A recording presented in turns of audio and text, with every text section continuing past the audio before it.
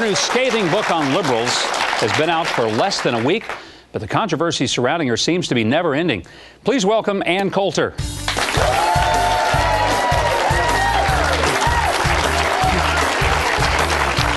Hello, Ann.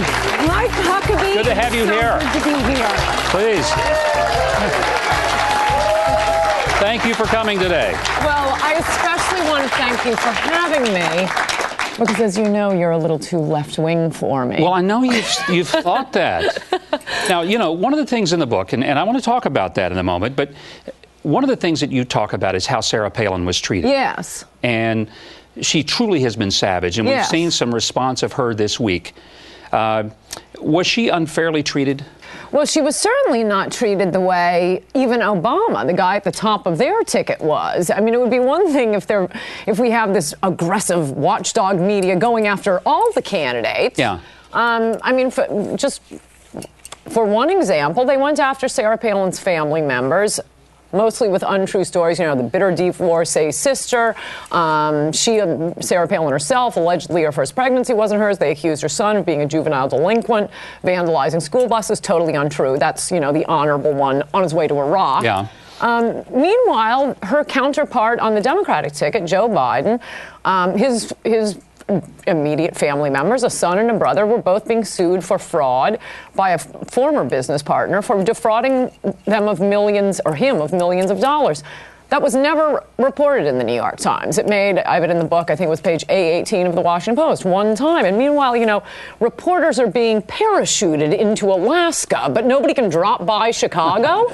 Well, you know, as a person who's run for office, I'm a little sensitive to, you know, when people are rough.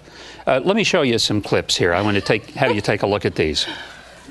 He's a stupid Christian. He's easily led. He makes these broad pronouncements. Why do you say stupid?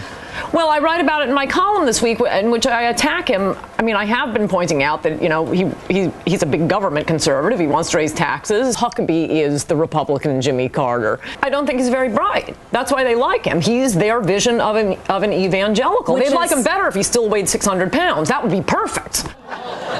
Gee, Ann, that was you. And now, you have called me the Republican Jimmy Carter. That was really tough. That was very, but some of the things, so look, I don't mind you saying things, but here's what I want to challenge today. Yes. When you said things that weren't true, for example, that I supported a federal smoking ban in people's homes. You said it on TV.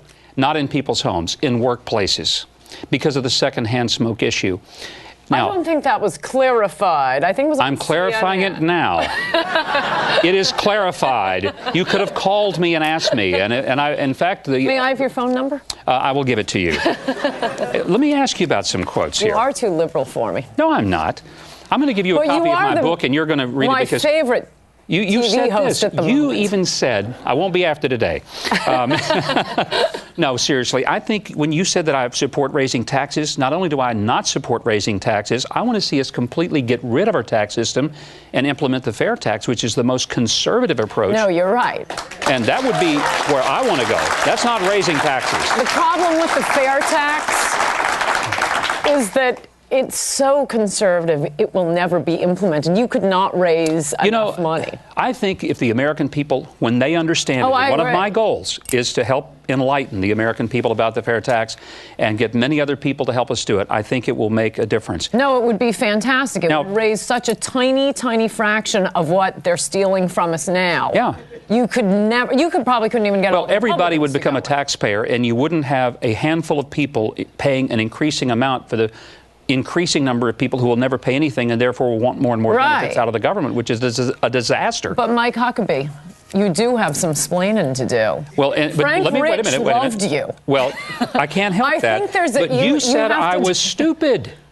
You said I was stupid. Now, do you think I'm stupid? No. Look at me in the face, Ann. Tell me, am I a stupid person? No, you are not. You are the wittiest and quickest, and that much was clear in the debate. But Frank Rich certainly liked you, and that requires a lot of explaining. Frank Rich is the most liberal, way out there, New York Times guy. Hysteric, former drama critic, covered extensively. But let me mention a couple of. You said that I'm against school choice. I am not. You said that I was bad on immigration, and yet it was Jim Gilchrist of the Minutemen who endorse me and travel with me. You did say that you think illegal immigration is our chance to make up for slavery in Not America. illegal immigration. No, I did not say that. What I said was that the manner in which we treat people is a way in which we can show our civility and a compassion that we did not show. And I think you wanted in-state tuition for illegals. No, here's what I wanted. I wanted for kids in my state. Are you who running had met, again? Because you're clarifying a lot of points. From well, I want to clarify because here's the deal. If I ever do run again, you'll run as more of a conservative.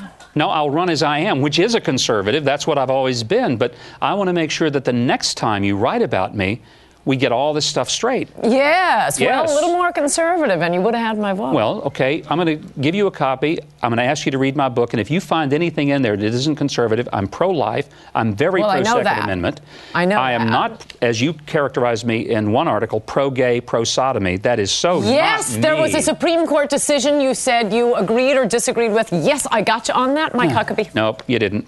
I am definitely not pro-sodomy. I promise. Scout's honor. There are many things that I may be, but that is not one of them. Part of what I describe in the book is how the media so viciously goes after conservatives that you will always have, well, particularly John And in this McCain. case, you were the media, and you went after me. Exactly right. That's the point I'm driving So go after the liberals, and Ann. That's your target. I'm not one of them. You were bad on. You were pro-John McCain. They can't explain that one away.